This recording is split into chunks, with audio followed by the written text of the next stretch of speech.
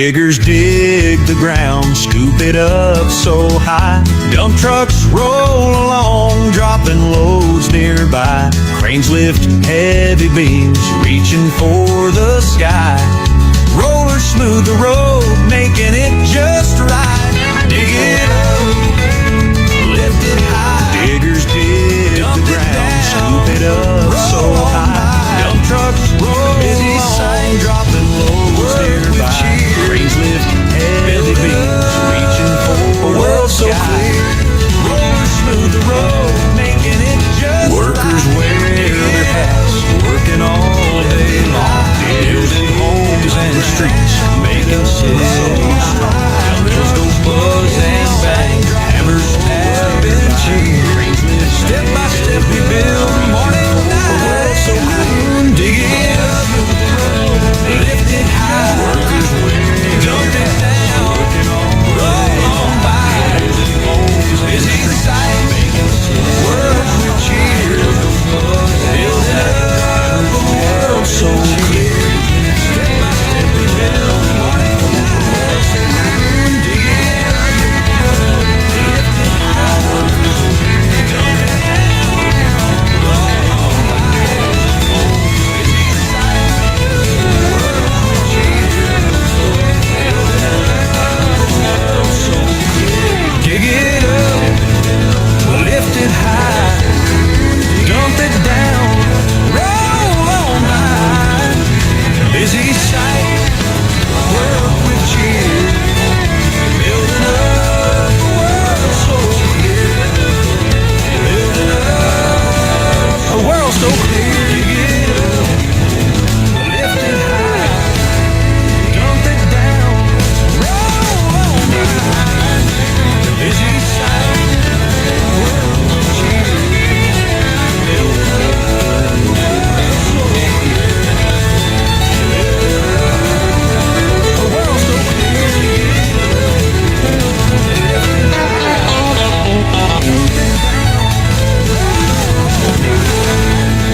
Busy sight, work with cheer, building up a world so clear.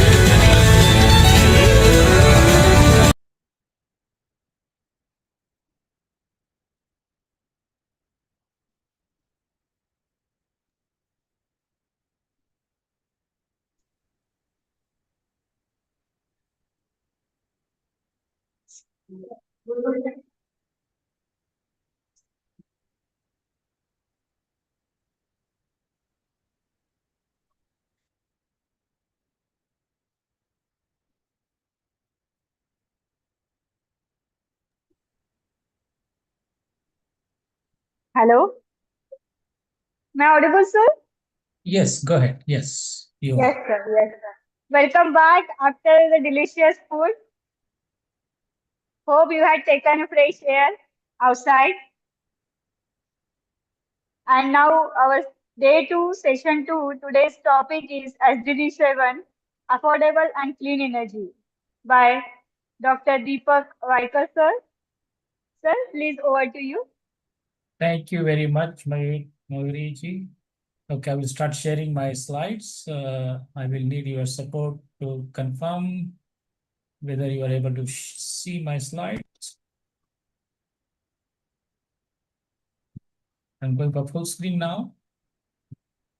Yes, sir. Visible. Yes, perfectly. Are you able to see my slides? Yes, sir. Yes, sir. Okay. Am I audible? Yes, sir. Perfectly. Clear voice. Wonderful. Okay. So thank you very much. I'm very happy to start the session 2. I'm sure many of you must have dealt with the session 1.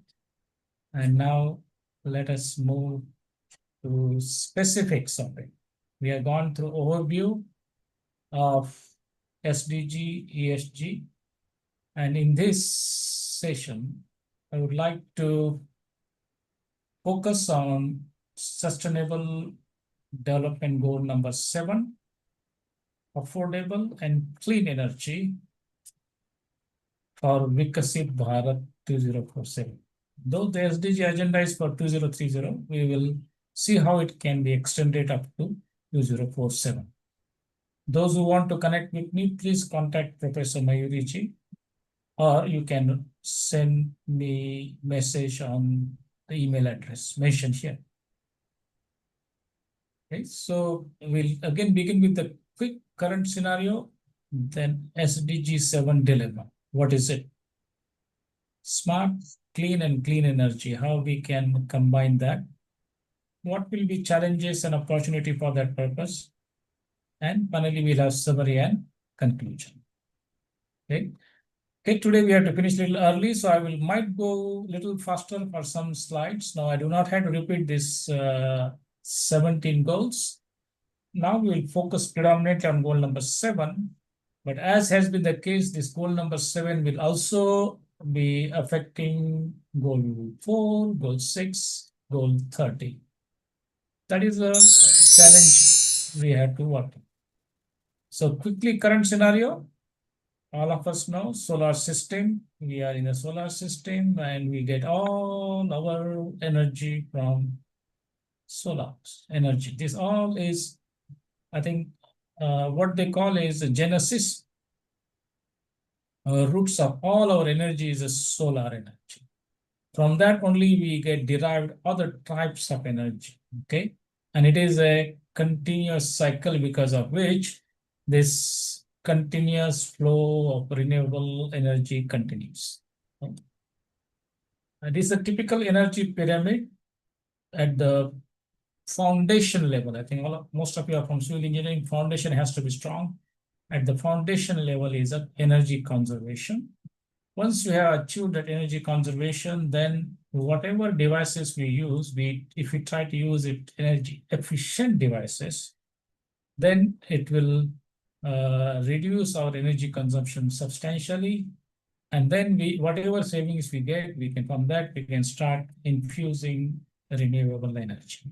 So this is what the energy pyramid has been proposed long back, and that is become the part and parcel of whenever we want to look into various energy policies, frameworks, and technologies. That brings us to another very important ISO standard, industry standard. It is called Energy Management Systems, ENMS 50001, which helps organization to better manage their energy use, thus improving productivity. But once we manage our energy, then we can see a lot of benefits of it. Okay?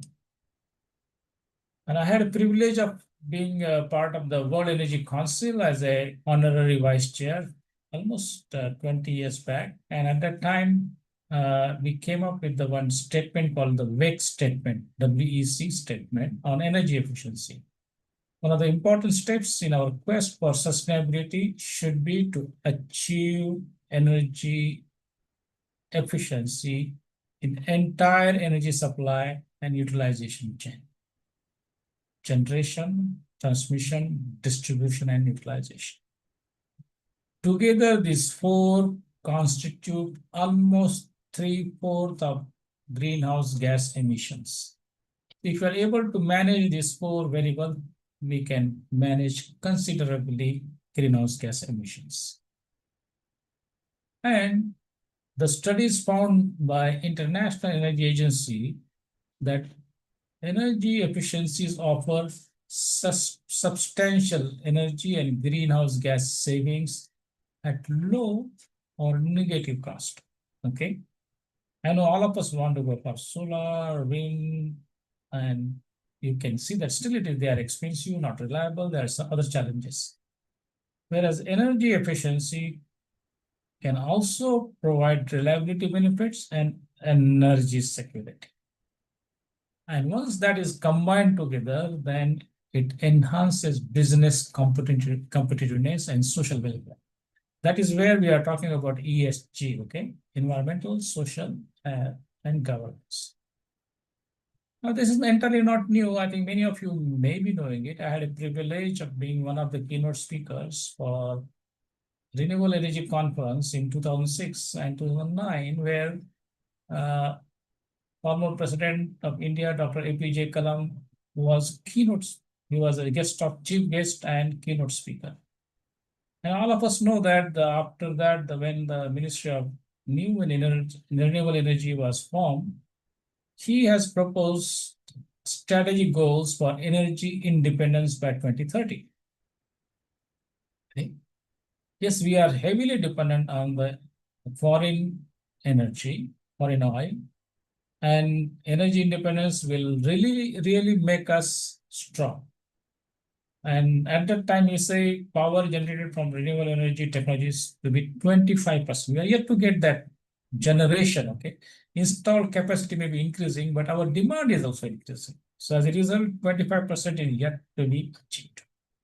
Hopefully by 2030, we'll be able to do that. Now, you must have heard that all of us are promoting and using solar energy, which is photovoltaic type PV, but it has some challenges. Okay, one, we have to depend tremendously on the imported solar cells coming from China, and when the supply chains are disrupted, how it affects our energy independence. Solar energy, though we say it is abundant, but it has a low reliability because the conversion efficiency is low. There are maintenance problem, and if we want to use it for continuous one, then we need battery as a storage. So as a result, there is a tremendous scope for research and development. So my fellow faculty members, students, solar energy provides you opportunity for carrying out your research. Whether you want to reduce the maintenance cost, increase efficiency, increase reliability, increase storage system, all these are research topic one. And obviously, India is working very hard to have microchips manufactured in India, but solar cell are still far away. There's another type which is very commonly proposed is called solar thermal. Solar thermal has some advantage in the sense that it uses the technology which has got more component which can be made indigenously. Okay, whether there are mirrors, reflectors, collectors, so they can be used. It's called solar thermal parabolic trope technology. So solar rays fall on these mirrors. They are predominantly made in concave way so that they can concentrate. I think we used to do a lot of this experiment or play around when we were young using those converse lenses, and we will create small fire. So this one is a high energy conversion is required, but compared to PV, it has a higher efficiency.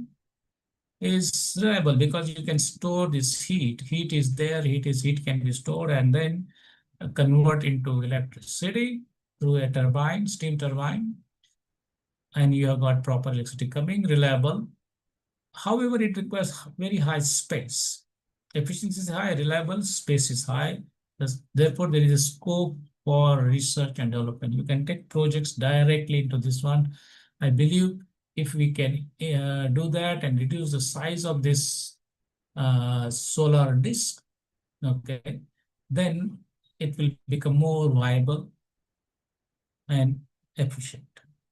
So again, student projects can be taken, both solar PV and solar thermal.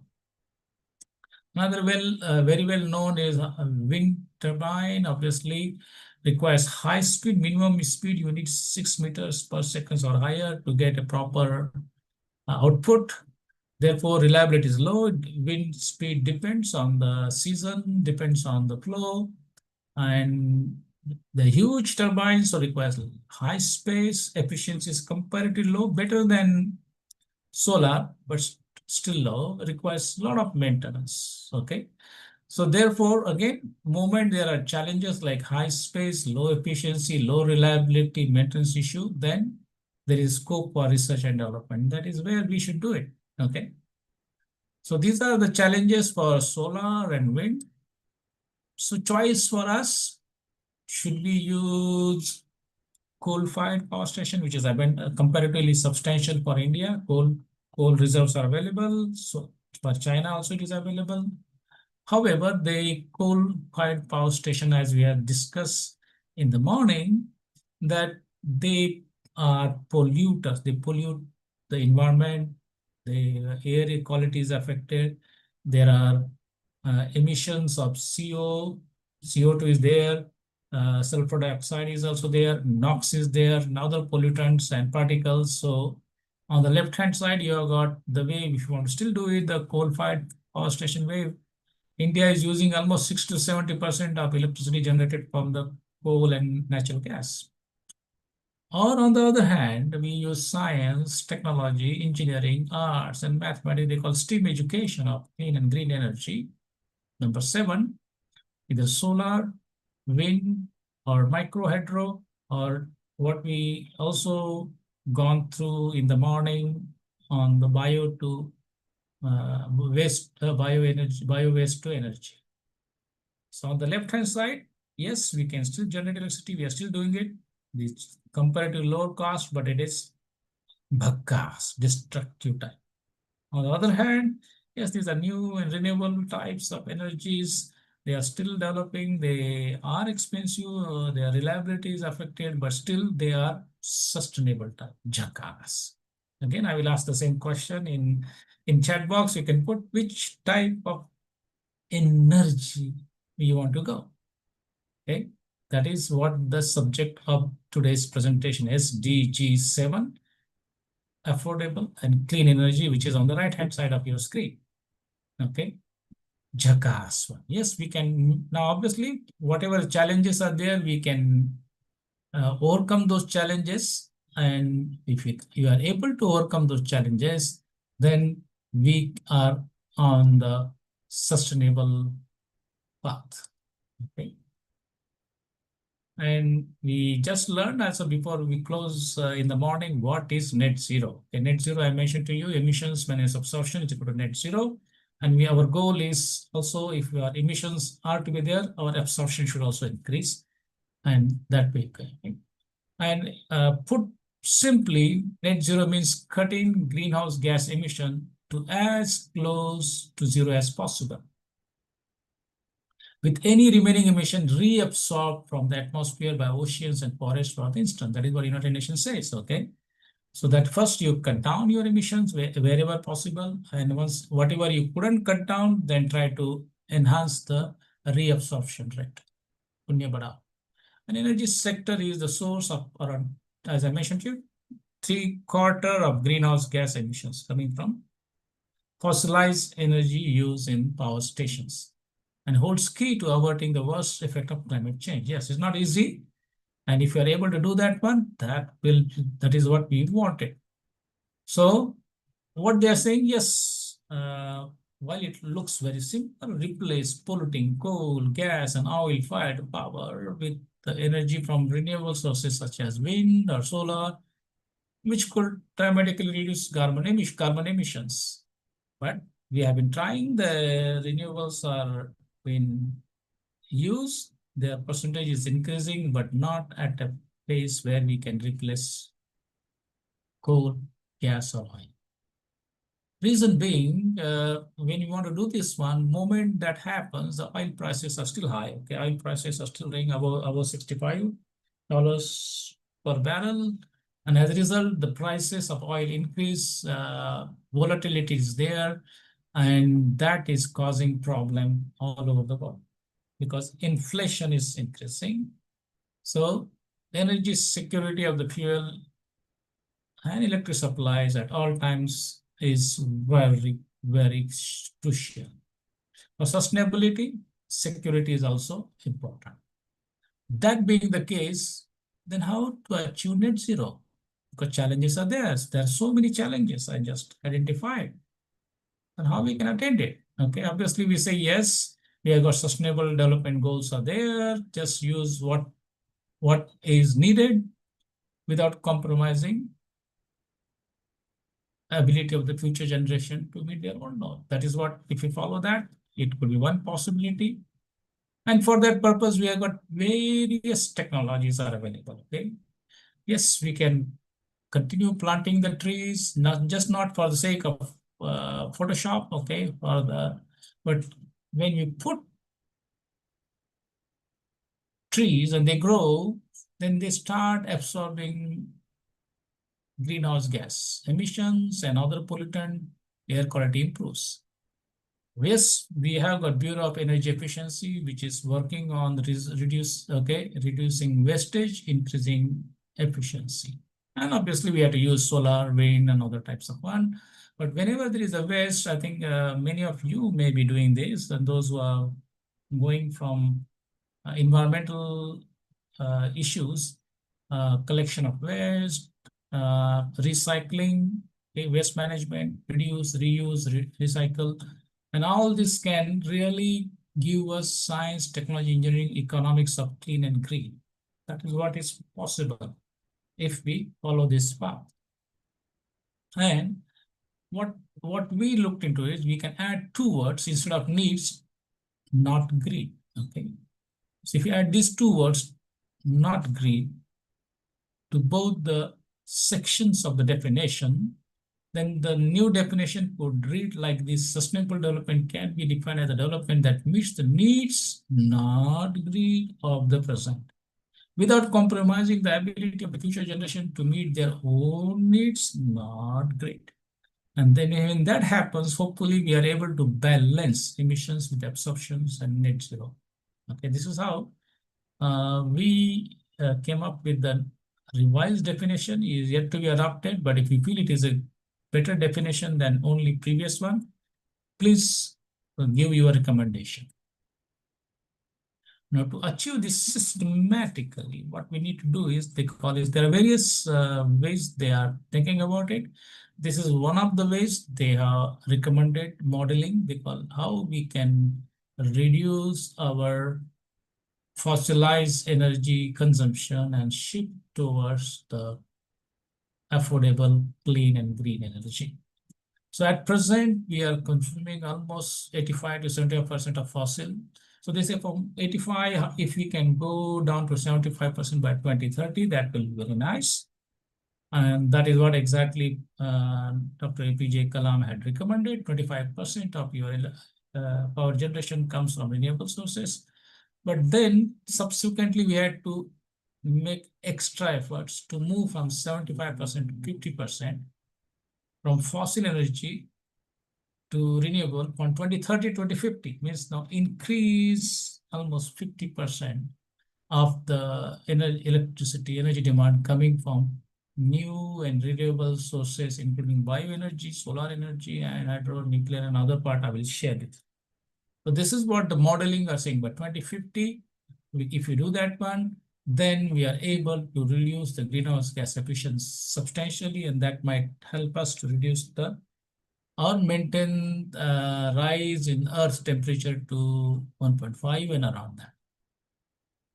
And obviously, all 17 goals are important for that purpose, whether it and for as education institution, whether we want to include into curriculum, student projects, and research, we should continue that. I think tomorrow I will discuss much more about it, how you can do systematically mapping and metrics for this. Now, let me share with you about focusing on goal number 7. Goal number 7 says 7.1, a universal access to modern energy. For modern energy, we are discussing more predominantly new and renewable types of energy. They are expensive, not easy. Increase global percentage of renewable energy means, yes, it is not possible overnight to stop all fossil power plants, fossil power plant, and then go to renewable energy. We need to have a what they call transition strategy. So therefore, they say increase, double the improvements in energy efficiency. They have found that from now till 2030, we can easily double the energy efficiency, double. That will substantially save electricity, substantially save energy, and substantially reduce greenhouse gas emissions. Promote access to research, technology, and investments in clean energy. This is where our academic institution should be focusing on students, faculty members, researchers. We should invest time, money, resources, laboratory experiment in research and technology of clean energy. I'm very happy that now civil engineering is bringing these aspects, and we should continue that. Expand and upgrade energy services for developing countries. Yes, because renewable energies at present they are expensive, still expensive. Okay, though the cost has gone down substantially, but that is only typically related to solar cells and related. But overall cost is still high. So that is why United Nations has said that these all the goals 7.1, 7.2, 7.3, 7A, 7B can be achieved by 2069. Okay, 2069. Still time is there. I had a privilege of participating in the United Nations Climate Change Conference. It's called Conference of Partners, COP, in Dubai in November, December 2023. And in that, the leaders pledged that they agreed that okay, we'll doubling of energy efficiency.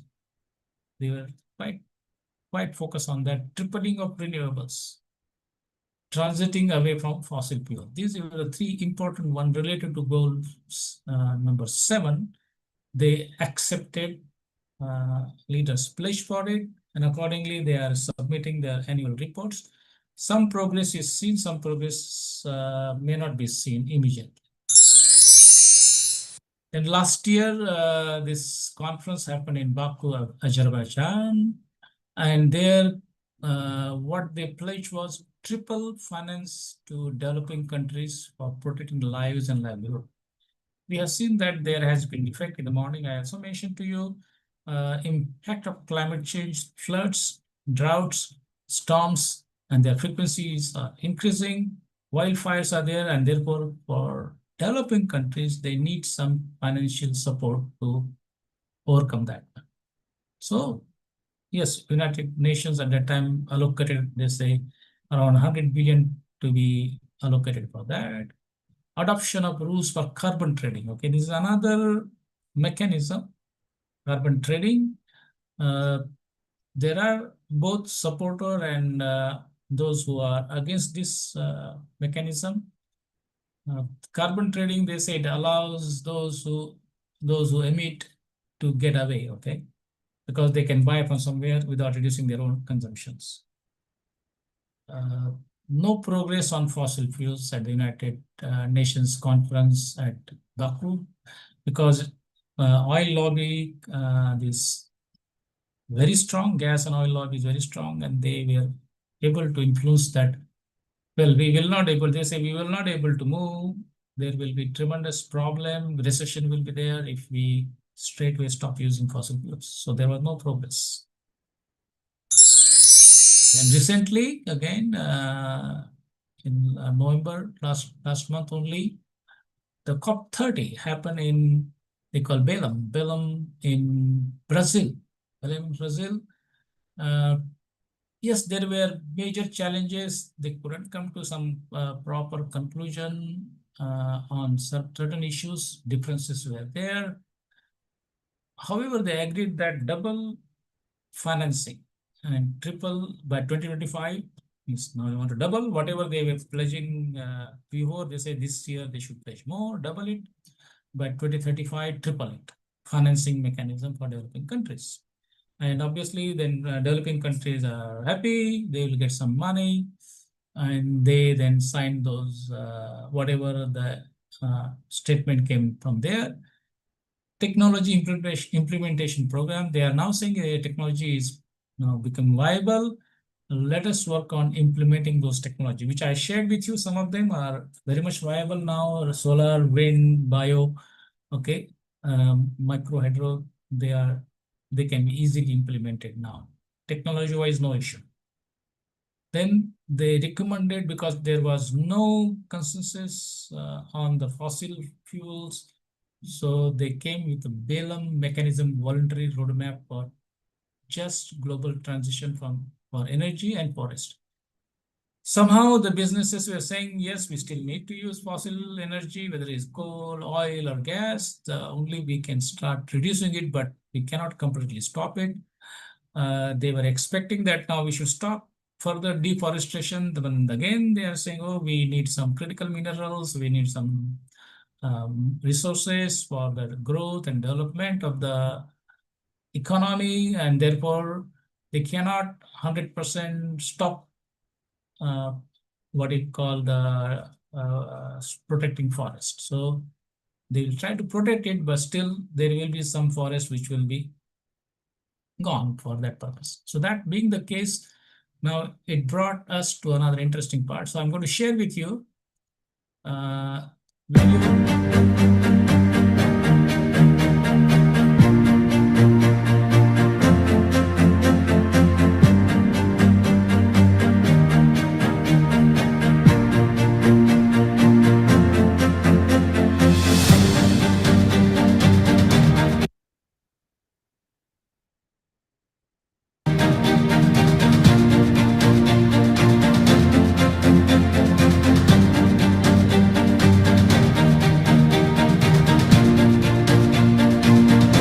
Climate change and the need for clean energy.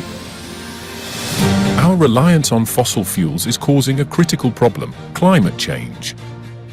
Burning coal and natural gas releases greenhouse gases that trap heat, leading to rising global temperatures, disrupted weather patterns, and environmental threats. To combat this, we need a clean energy revolution. Renewable sources like solar, wind, and geothermal offer a promising solution.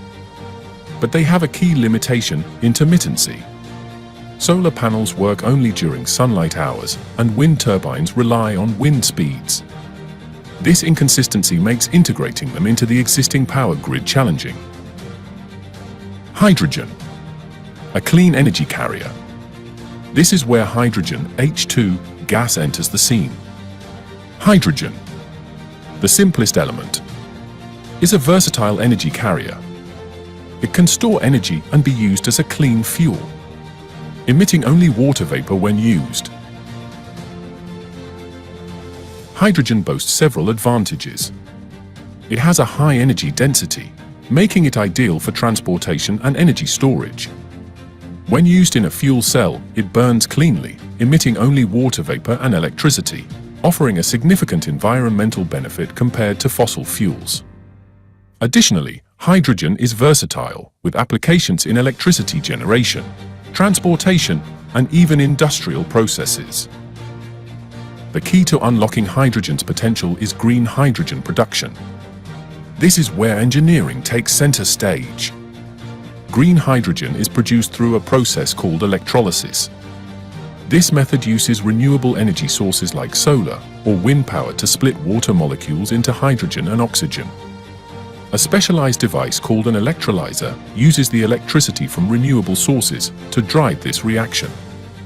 By focusing on green hydrogen production, we can unlock the full potential of hydrogen as a clean and sustainable energy source. There are several options for producing green hydrogen, each with its own strengths and weaknesses. Alkaline electrolyzers uses a liquid electrolyte solution such as potassium hydroxide, KOH, or sodium hydroxide, NaOH, and water. The hydrogen is produced in a cell which consists of an anode, cathode, and membrane. The cells are typically assembled in series in a cell stack that produces more hydrogen and oxygen as the amount of cell increases. When current is applied on the cell stack, the hydroxide ions, OH, move through the electrolyte from the cathode to the anode of each cell, with hydrogen gas bubbles generated on the cathode side of the electrolyzer and oxygen gas at the anode. They're relatively inexpensive and easy to maintain, but they're not as efficient as some newer methods and can't be easily scaled up for large-scale production. Proton exchange membrane, PEM, electrolysis. PEM electrolysis is another technology for producing hydrogen gas, H2, from water, H2O, using electricity. Compared to alkaline electrolysis, PEM offers several advantages, but it also has some drawbacks. Here's a breakdown of the details and process. Components. Electrolyzer. Similar to alkaline electrolysis, a PEM electrolyzer consists of two electrodes, anode and cathode, separated by a membrane. Membrane, unlike alkaline systems, PEM uses a specialized membrane called a proton exchange membrane, PEM. This membrane allows only protons, H+, to pass through, not hydroxide ions, OH. Anode and cathode, similar to alkaline systems, the electrodes are typically made from conductive materials, often with catalysts like platinum to improve efficiency. Producing hydrogen, but they rely on expensive materials like platinum. While they offer a compact design and quick startup times, the complex engineering and need for high-purity water add to their overall cost. Solid oxide electrolyzers. Solid oxide electrolyzers are a hot new technology for producing clean hydrogen gas from water using electricity. They operate differently than other methods. SOECs run at high temperatures, around 700 degrees Celsius, which helps break water molecules apart into hydrogen and oxygen ions. A special solid ceramic component acts like a filter, allowing only oxygen ions to pass through. This separation allows for distinct reactions at each electrode. On one side, oxygen gas forms, while on the other, hydrogen gas is produced. While SOECs are still under development, requiring special materials and longer startup times due to the high temperatures. Their potential for high efficiency and waste heat utilization makes them a promising option for future hydrogen production. Engineers are constantly innovating to improve these technologies, focusing on developing cheaper and more efficient catalysts, exploring alternative materials for PEMs and SOECs, improving efficiency through high-temperature electrolysis, developing other methods like photoelectrochemical water splitting using sunlight, cleaner burning future, transforming existing power plants. Existing thermal power plants, while currently reliant on fossil fuels for electricity generation, hold the potential to be transformed into cleaner power sources. This exciting possibility lies in utilizing green hydrogen technology. By taking advantage of periods with high renewable energy production, excess electricity can be used to power electrolyzers. These electrolyzers then create green hydrogen, a clean-burning fuel. This stored hydrogen can then be used to fuel the power plant itself when renewable resources aren't readily available. Essentially, existing infrastructure can be adapted for a new role. Thermal power plants can be modified to burn hydrogen instead of fossil fuels, requiring adjustments to their combustion systems to optimize hydrogen use. This approach offers a practical way to transition existing power plants towards a more sustainable future. Basic process for transforming a fuel thermal power plant to hydrogen fuel. 1. Renewable energy input. This block represents the source of excess renewable energy, such as wind or solar farms. 2. Electrolyzer. During periods of high renewable energy production, excess electricity flows into the electrolyzer. This device uses electricity to split water molecules into hydrogen and oxygen. 3. Hydrogen storage. The green hydrogen produced by the electrolyzer is stored in a safe and efficient manner. This storage could be in pressurized tanks, underground caverns, or even converted to chemical carriers. For existing thermal power plant. The existing infrastructure of the thermal power plant is adapted to handle hydrogen fuel. This may involve modifications to fuel delivery system, combustor and nitrogen oxides control systems. Fuel delivery system. Pipelines or other infrastructure for transporting hydrogen to the combustor. Combustor. Changes to burner design and fuel injection systems to efficiently burn hydrogen instead of fossil fuels. Potential nitrogen oxides control systems. Hydrogen combustion can produce nitrogen oxides. Depending on existing pollution control equipment, additional systems might be needed. 5. Electricity generation. The modified thermal power plant burns the stored hydrogen, releasing heat.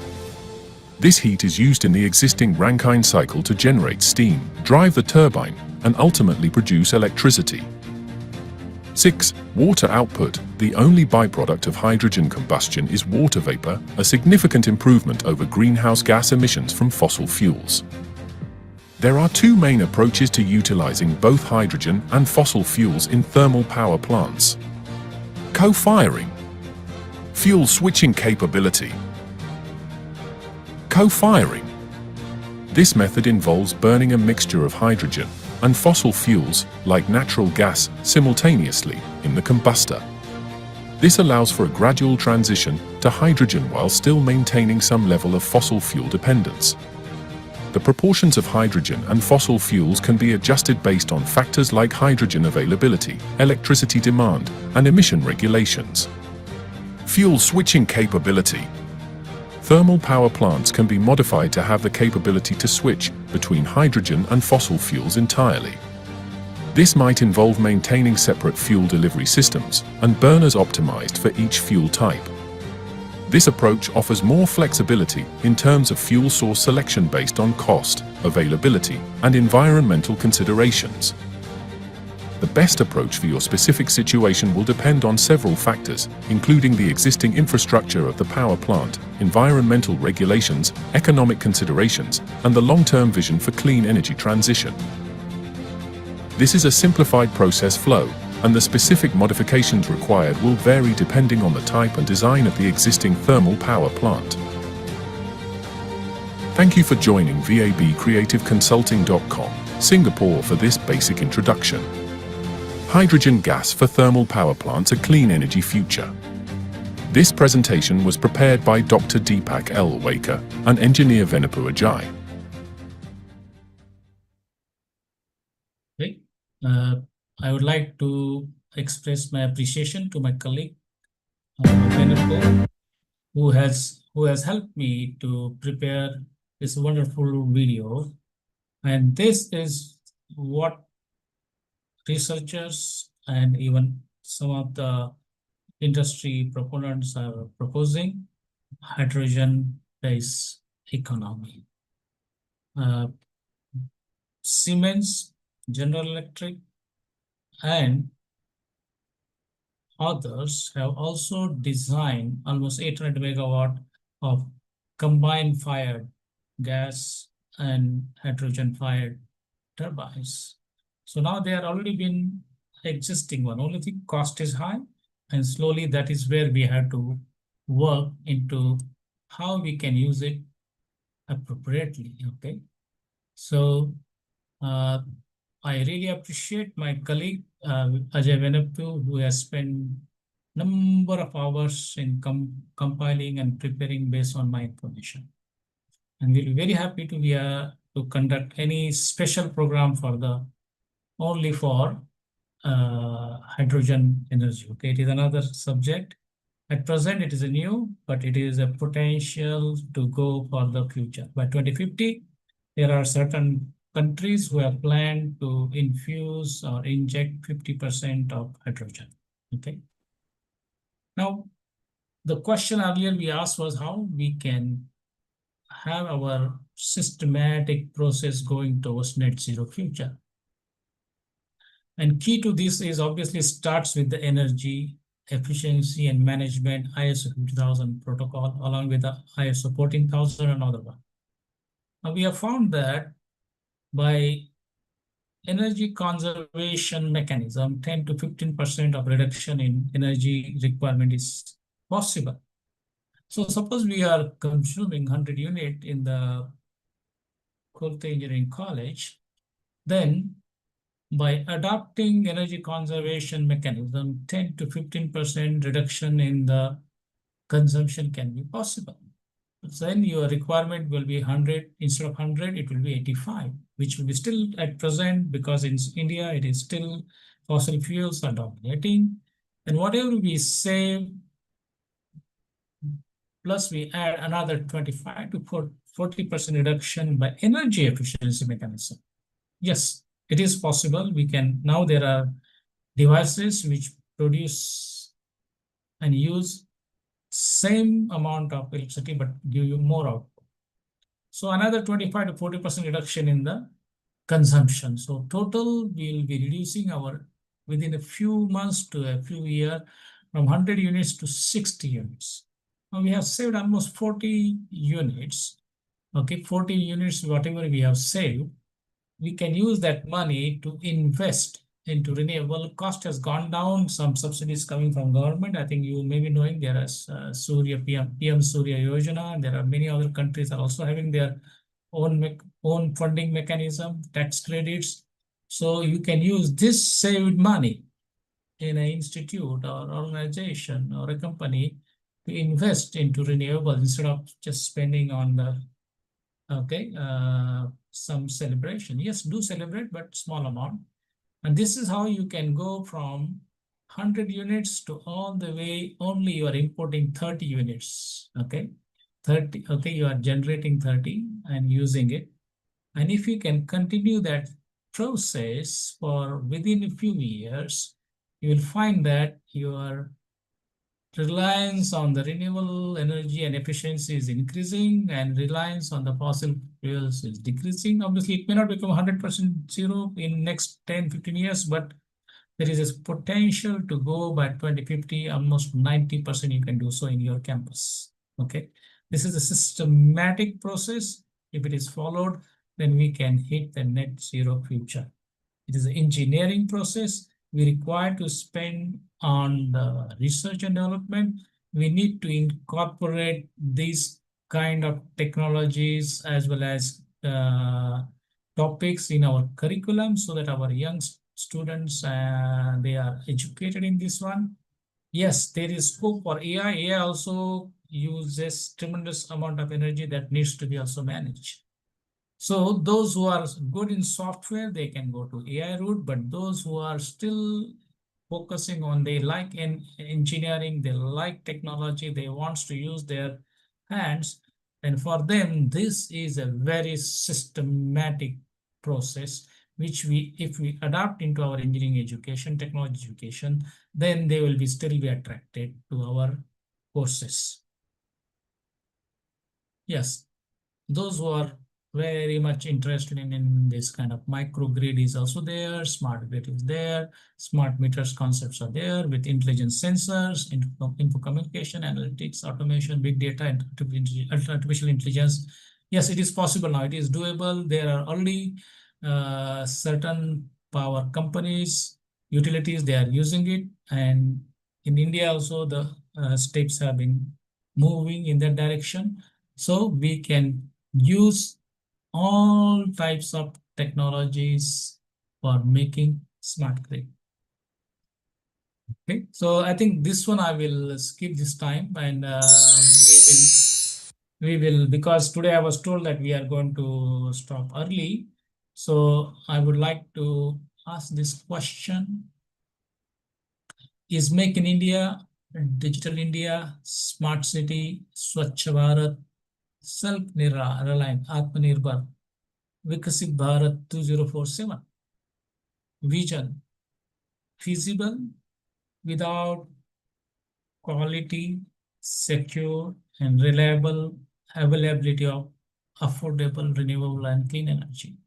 We can put in chat box. Is it feasible without this? In chat box, we can put it. Or those who want to say something, you can unmute yourself and also give your answer. Now, this is what we are asking, this very important question.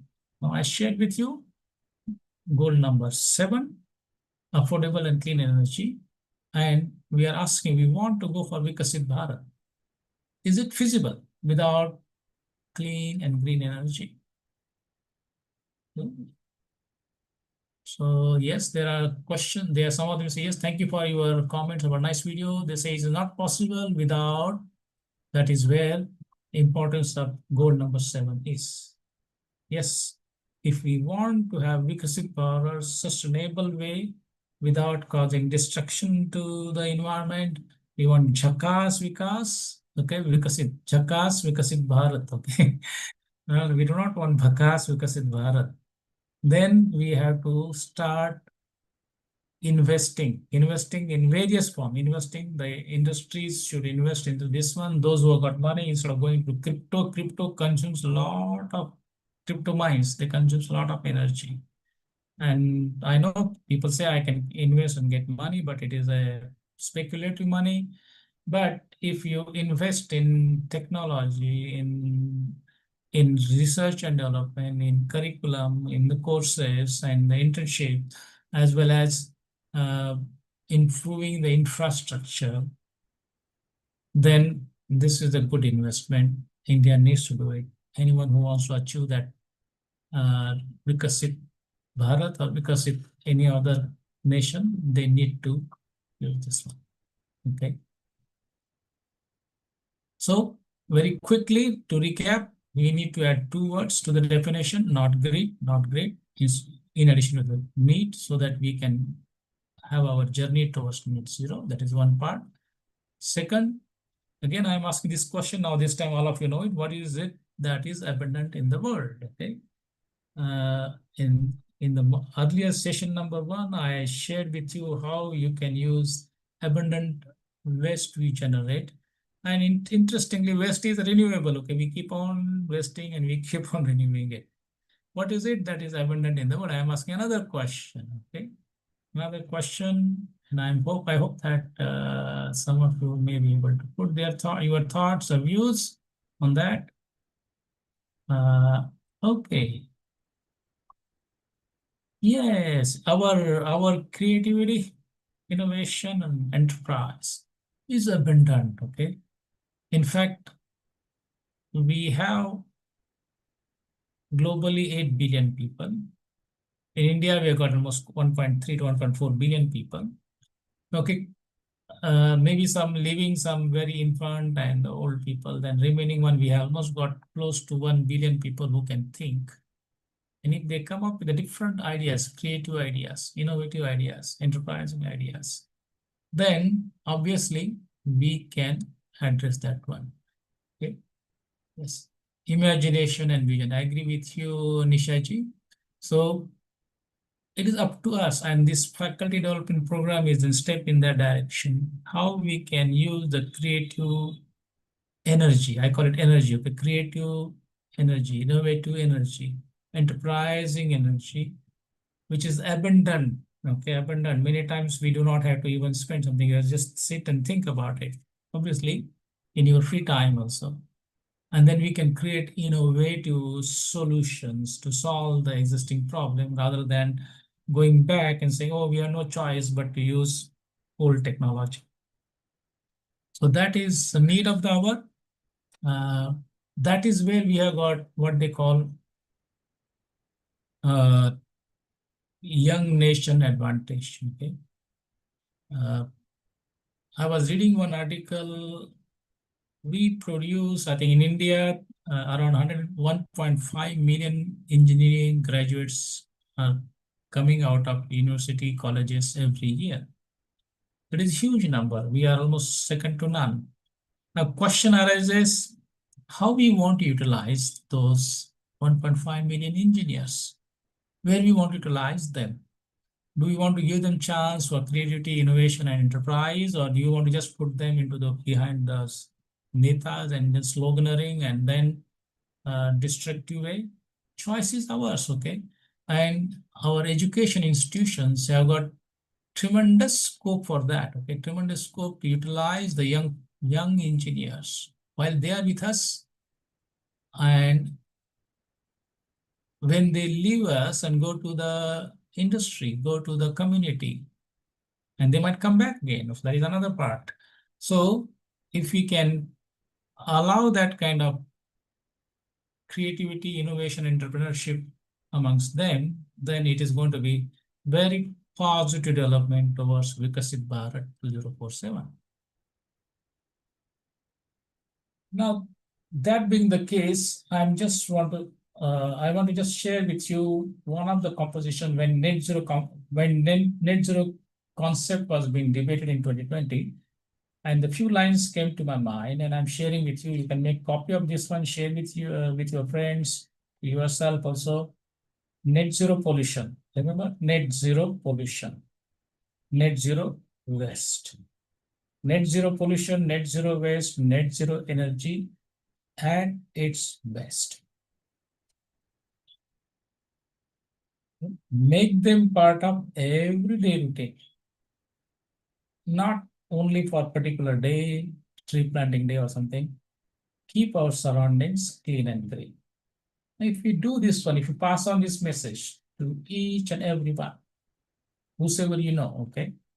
Though I'm sharing with you only for because of FDP is open to unlimited people, but each one of you is a very powerful person who can take this kind of concept, views, and ideas and share it with your share them with your students, share them with your friends, share them with your relatives. Incorporate in your teaching also some of them wherever possible. Okay, as example, okay, that will be very powerful. So again, this artistic way is another way to share with them. What is it that is abundant in the world? Spiritual energy also. Isn't spiritual energy is say abundant? If you take especially whether it's developed countries or developing countries, it is like almost people are so much, okay? So much nowadays are talking about spiritual energy. Okay? Gali gali mein Baba hai. So I know wars are happening, economy sometimes doing very well, but it is not creating the kind of jobs we are looking for. Energy we wanted, but at present we have to rely predominantly on particular type of energy and which is controlled by only selected countries, and they are creating problem for us. Inflation is increasing, jobs are not coming up, so there are many challenges.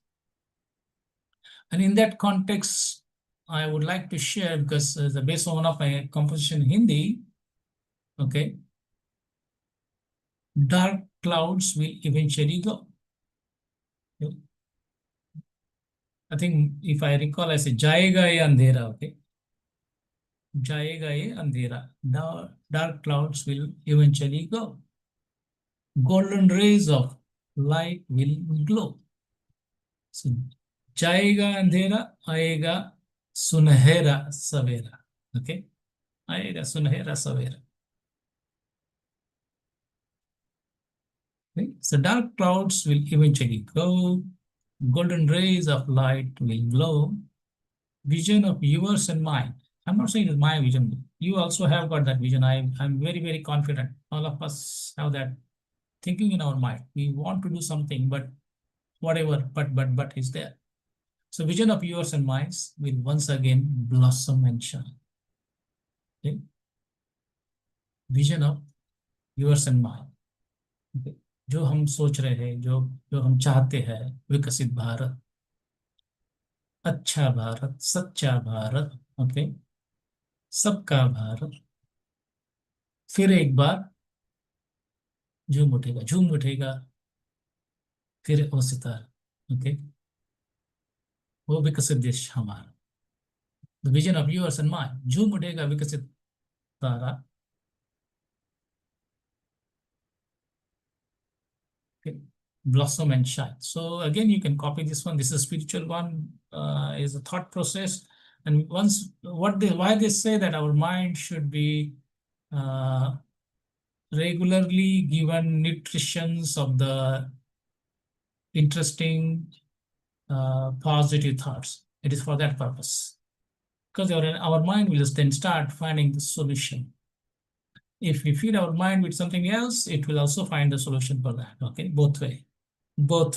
Okay, हम राम भी बन सकता है, रावण भी बन सकते हैं हमारे दिमाग में.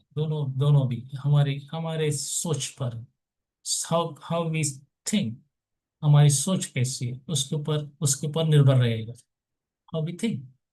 So this is what we call spiritual energy, which is part of goal number 7. As I mentioned to you, Indian knowledge system is very much associated, linked with sustainable development goals. Very much. Okay. It is part and parcel of it. In fact, many times when I read those articles, those reports, and when they mention about this thought process, vision, future direction, I feel that as if they have read our scriptures and they are extracted from them. And I'm sure that may be similar case with other scriptures, other ideas, other visions, and they're bringing those good ideas into the action plans. Each country, according to this, okay, those who want to connect with me, I am on LinkedIn. So each country, each nation has got vision. Yes, we call it Vikasit Bharat Vision 2047 because it is given by the current government. Affordable and clean energy is a part of that one. It's without which I doubt we will be able to achieve Vikasit Bharat, the kind of Vikasit Bharat we want it, sustainable type. Okay. Without that, you might achieve it, but that will be Bhakas Vikasit Bharat.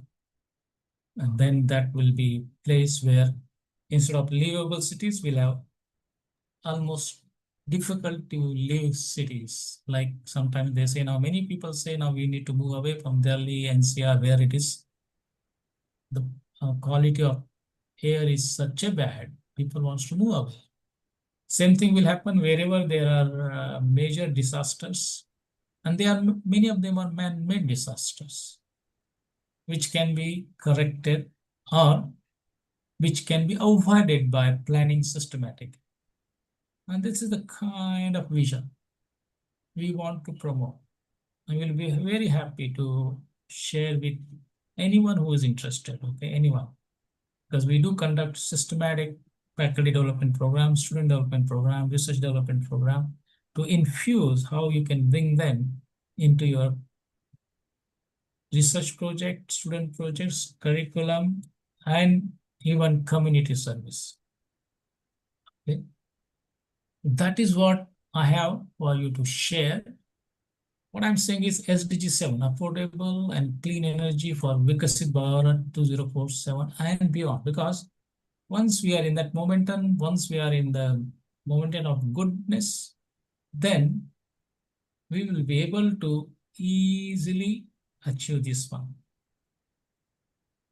Much more, okay, which can go beyond 2047. Everybody is talking about India has set a goal of net zero by 2070.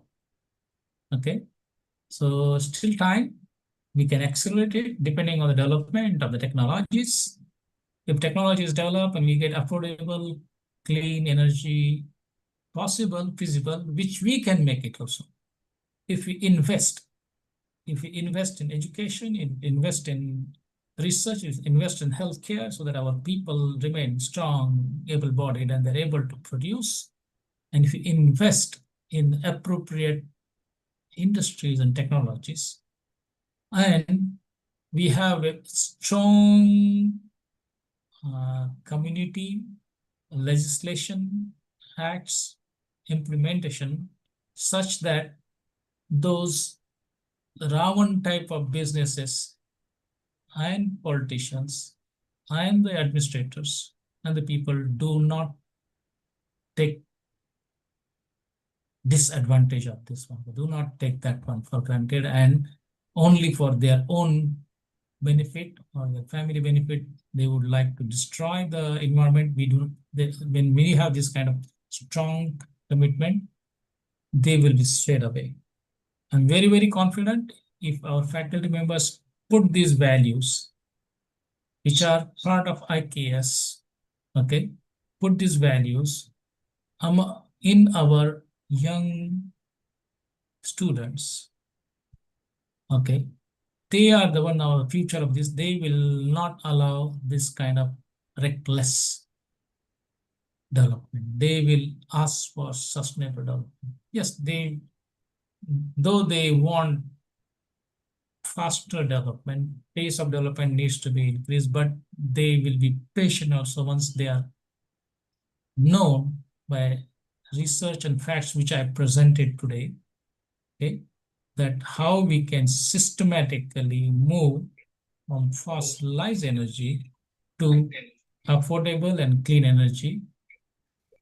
Okay, so thank you very much for this. Today I was told to stop early because I'm told that there is some important event happening later on. So Professor Mayuriji will take some questions and then as per your advice by 4:15 we should be able to finish. Yes, sir. Yes. So as per your advice, I accelerated. Though I have got some more, but I think tomorrow we are again meeting. So we will capture some of them tomorrow also. So if anybody has questions, comment on what I presented today morning and now today first session and this one, please feel free. Thank you for your comments on the chat box, but you can also unmute or show your thing. So thank you very much. I believe this whatever I shared today is useful to all of you. And we are looking forward for future developments. So you may ask Mayuri for them to either ask questions or unmute so that within those next 10-15 minutes we can finish. Yes. You can, participants, you can unmute yourself also. If you have any kind of query, questions, please free to ask.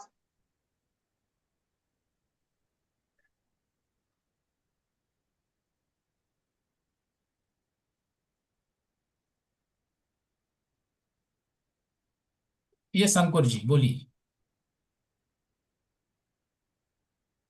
You can unmute, Ankurji. Participants can unmute. Yes, Professor Mayuri. Yes, sir. Participants can unmute themselves. Thank you very much, Mutkanna. So go ahead, I think. Feel free to give your comments. Okay. Thank you, Ankur. Thank you, Amol.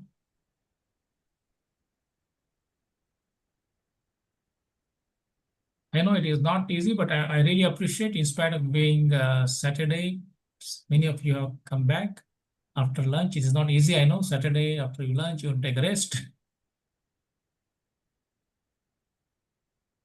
Do you work on Saturday, Professor Mayuri? Yes, sir. Okay. Oh, Saturday is on day. Oh, Full day, full day. full day. Okay. Working day, full day. So anyone has comments, something, or you want to make any comments? I think Ankurji was trying to unmute and show his video, but looks like some issue. What? Please raise your hand, Ankush. Yes.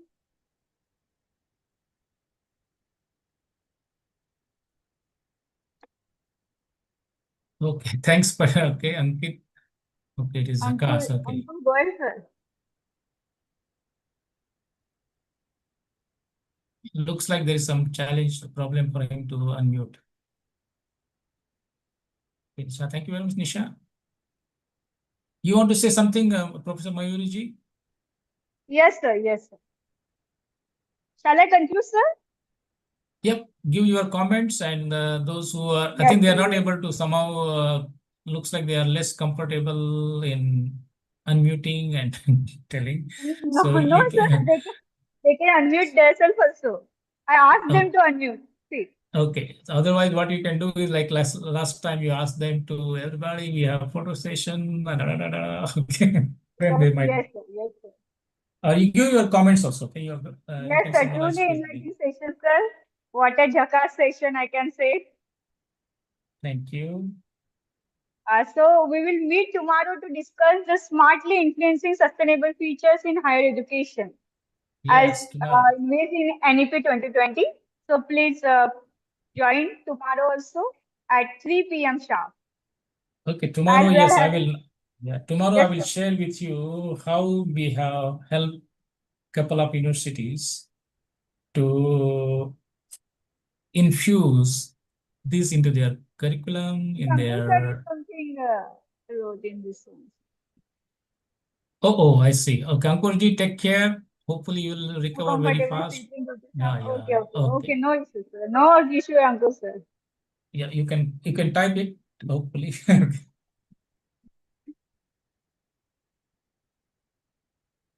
Okay. Very informative session, sir. We Thank enhance our knowledge with the talk of you.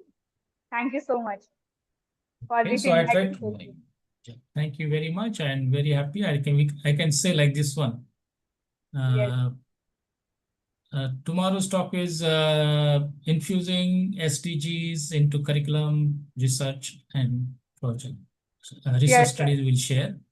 So I can say कल की हसीन मुलाकात के लिए हाँ आज के लिए हम तुम जुदा हो जाते हैं अच्छा Great, sir, great. okay. Malukar sir is there, our HOD. Hello, sir. Amok sir. Yes, madam. Hello.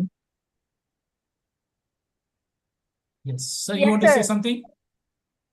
Yes, sir. It was a very nice session by you on that sustainable development goals. Very informative session. Thank you, sir. Thank you. Thank you. Yes, Malukar madam. Neha madam. Are you there?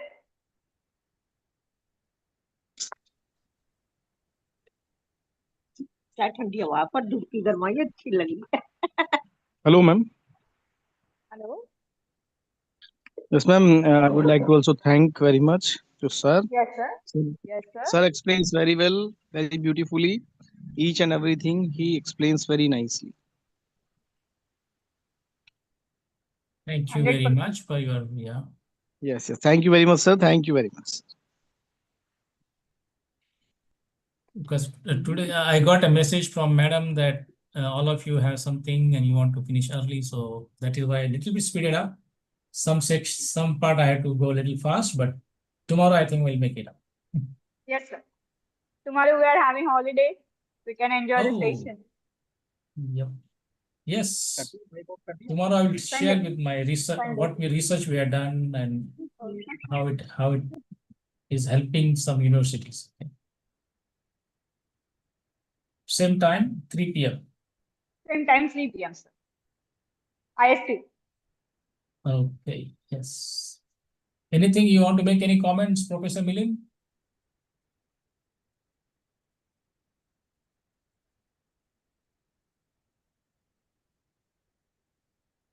Pawar madam is there? Snehal Pawar madam.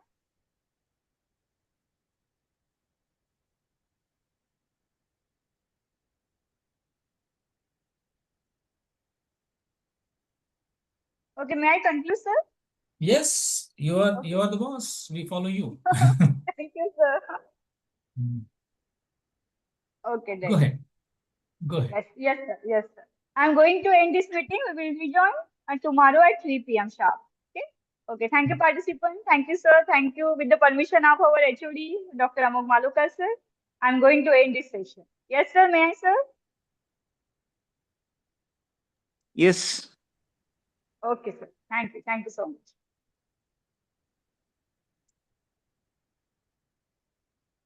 Have a nice weekend. See you tomorrow. Yes, sir. Same to you.